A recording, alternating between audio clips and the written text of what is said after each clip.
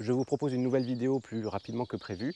Dans la nuit, j'ai tourné une vidéo dans la parcelle, ici même, dans le maïs.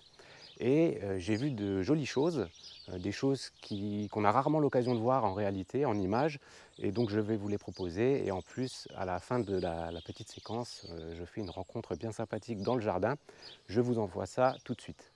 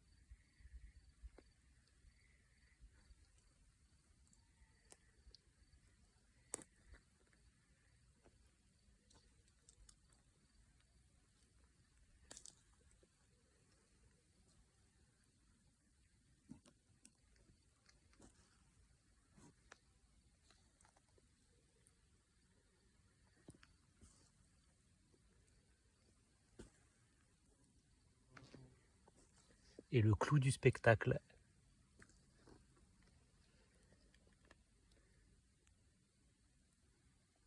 Alors comme vous l'avez vu, la nuit, dans un jardin, il se passe plus de choses qu'en journée finalement, hein. On y voit beaucoup plus de choses bouger.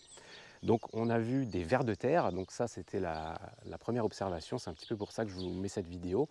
On a rarement l'occasion de voir la vie du ver de terre la nuit. Et donc là ce sont des vers de terre, il semblerait que ce sont des vers de terre qu'on appelle anéciques, c'est-à-dire des vers de terre qui travaillent verticalement, qui font de grandes galeries verticales, hein. Ce sont de gros vers de terre.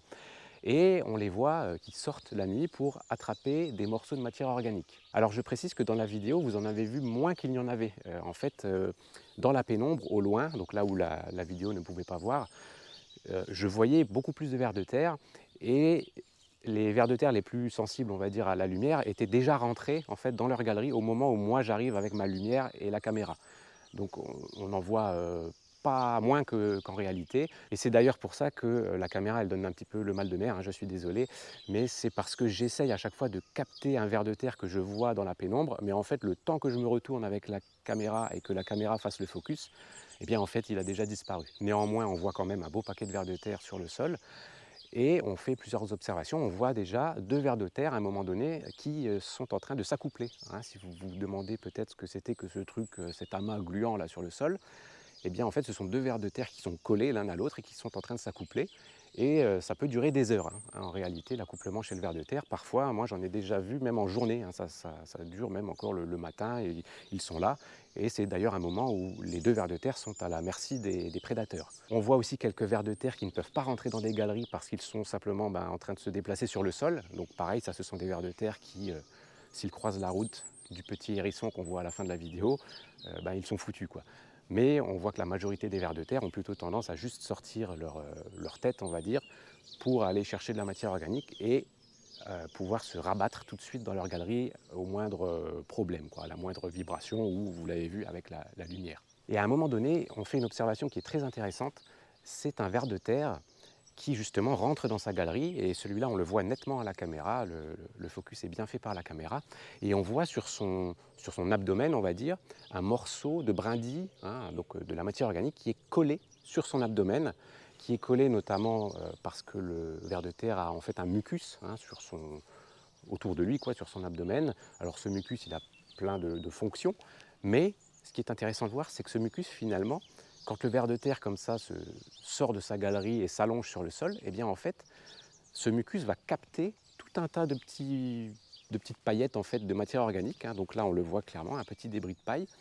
Et en se rétractant dans sa galerie, on se rend compte que le ver de terre va se rétracter avec ce petit morceau de matière organique collé à son abdomen. Et donc c'est intéressant de voir que malgré lui, finalement, le ver de terre, lorsqu'il a la démarche d'aller quand même chercher de la matière organique, eh bien rien que le fait de se rétracter comme ça avec le mucus qui l'entoure, il va entraîner avec lui tout un tas de matière organique qu'il pourra très certainement utiliser plus tard pour sa digestion. Et bien entendu, à la fin de la vidéo, on fait la rencontre de ce petit hérisson que j'ai vu comme ça au loin. C'est pour ça que j'ai dégainé le téléphone, en fait, c'est parce que à la lumière, je voyais au loin une petite boule posée au milieu du jardin. Alors je me suis dit que ça valait le coup de vous faire cette petite vidéo.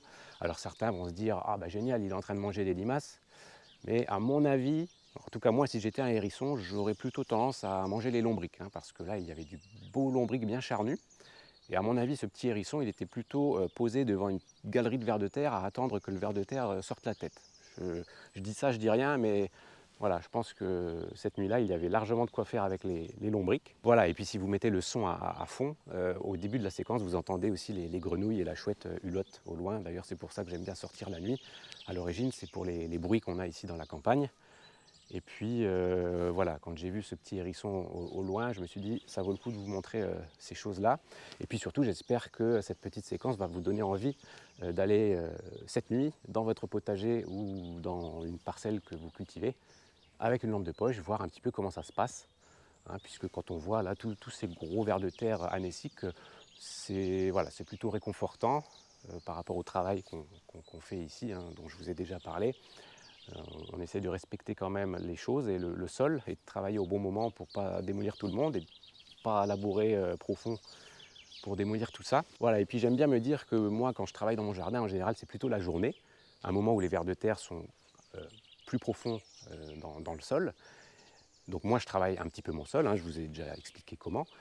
Et finalement, quand moi je dors, eh bien, j'ai mes petits vers de terre qui travaillent la nuit. Voilà. Et ils prennent le relais en fait. Moi je travaille le jour, eux ils travaillent la nuit. Et puis ça nous fait un joli jardin. Et je vous dis à la prochaine.